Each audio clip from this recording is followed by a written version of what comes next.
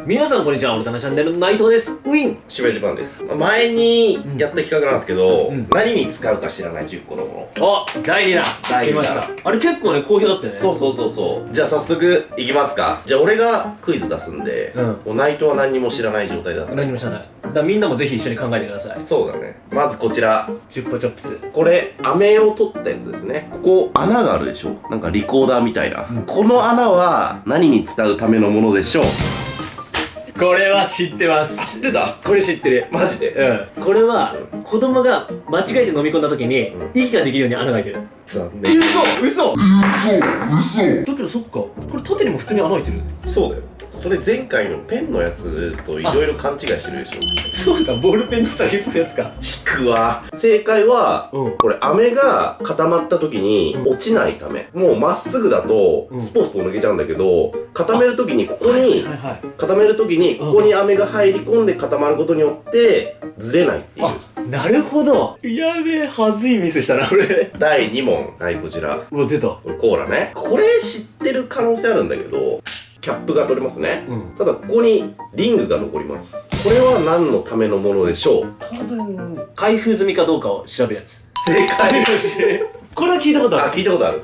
開封するとここにね隙間ができて、もう開けてあるっていうのが分かるっていうね。続いて爪があります。びっくりした。腕毛見せたのかと思った。腕毛じゃない。爪のここに白い部分あるじゃん。もう腕毛が目立っちゃってる。これは何のためのものでしょう？これ何のためか。俺ここを必要としたことないぞ、生まれてから。栄養状態を知るため。残念。わかんないこれ。まあでもここでなんか栄養状態知れるみたいなことはよく言われるよね。なんかそんな感じなのかなと思ったけど。正解は、これ爪半月って言って、まだ完成されてない若い爪。だからこれがどんどん進化していって普通の爪に出てくっていう。ためになりました。感情ね。続いて、ゴルフボールの表面にはなんかザラザラしたデコボコがあるでしょ。あるね、ある。あれディンプルって言うんだけど、それは何のためにあるでしょう？ツルツルでもいいわけじゃん。まあそうだね。ビリヤードの球みたいに。やべ、ゴルフ全然やったことないよ。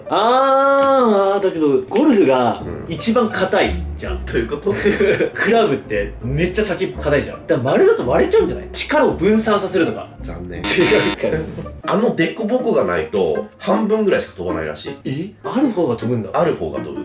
だから弾道をコントロールするためにディンプルがあるらしい。続いて、おちょこってあるじゃん。おちょこの底に青い二重丸があるんだよね。これは何のためのものでしょう？意味なんだそれ。やべえ、今回全然正解してないな。なんか罰ゲームあったっけ前回。罰ゲームはないよ。生まれたての小鹿やった気がする。そうだ。ホラー映画だよ。半分正解にしよう。あと4問。半分正解できなかったら罰ゲームにしよう。オッケー。よし。丸いばっかりでしょ、あれ。だからこういう風に傾けた時に自分がどれくらい飲んだか分かるように。分かるでしょ。あんだけちっちゃいんだから。どんだけアホなんだよ。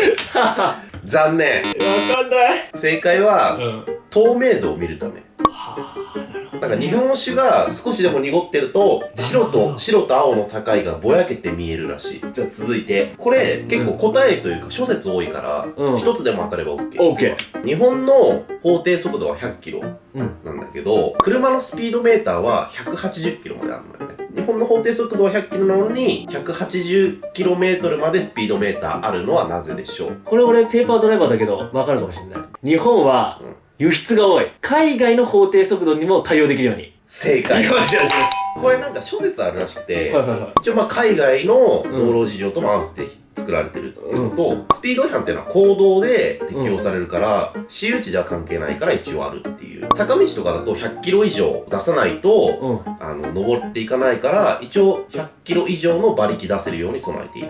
なるほどなるほど。あと100キロまでだと、どんだけスピードが超過してても分かんないから、一応180キロ。じゃあ続いて、三角定規の真ん中の穴は何であるでしょう？これも諸説あるから一つでも正解すれば OK。 今日はちょっと行くわ。真ん中に穴が開いてるのは空気が逃げる穴で取りやすくするため。正解。やばい。これ一応2個あってて、取りやすくするためと、あと空気を抜くためということで今3問正解。あと3問中2問。じゃあ続いて LINE の既読表示は何であるでしょう？これ確か LINE が生まれたのって震災の時期に近かったと思うんだよね。でそれでその結構 SNS で連絡を取り合う方が電話が混雑しちゃって繋がんなくて SNS が発達したっていうのがあって、なんでその安否確認のために読んだか読まないかっていうのだけでもその安否確認ができるように。正解。よし、残り2問中1問。一問いけるいけるいける。じゃあ続いて、うん。爪楊枝の持つところになんか溝あるでしょ。ある。あれは何のためでしょう。マジか。世の中のものには全て意味がある。名言みたいに言ったんです。まあそのシャンプーとかリンスとかみたいに、ちょっと目が不自由な方でも、その手触りで、そのどっちが先っぽが分かるように。残念。反対側も一緒だったらそれで確認できるけど、尖ってんだもん反対側。確かにそうだよな。正解は、デザインです。